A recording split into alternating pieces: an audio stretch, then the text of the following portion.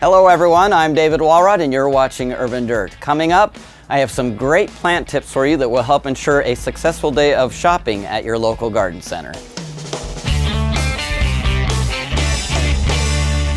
At the nursery, if you see a nice full plant like this in bloom or about to bloom, and you see it in its younger, smaller size, pick the younger one.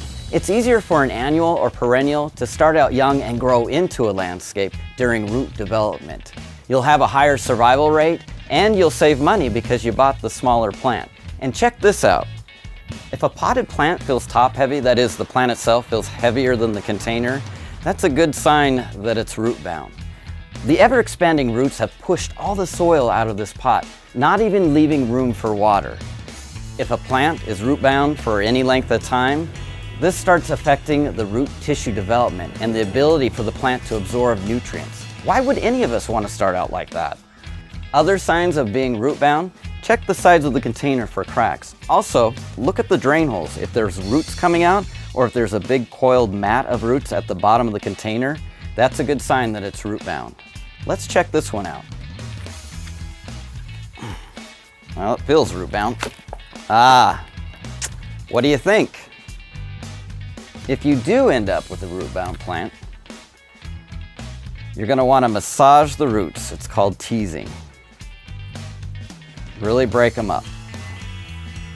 Now, the larger the roots are, you might actually have to do a heavy cut or a root prune on a plant that's a lot more mature than even this one.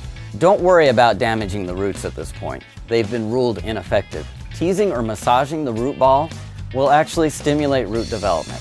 And one last thing. I know I may have lost some of you at the words annual or perennial. Let me explain. An annual plant completes its entire life cycle in 1 year or growing season.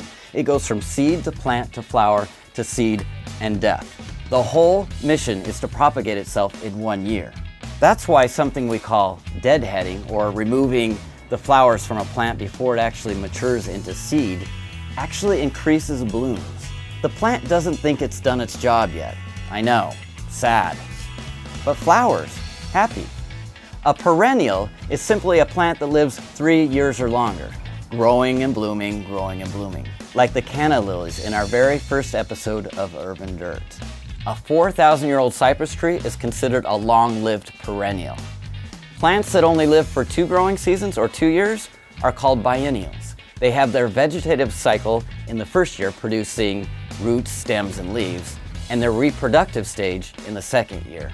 Parsley is a biennial. Any questions? One more thing. I got a note from an Urban Dirt fan this week.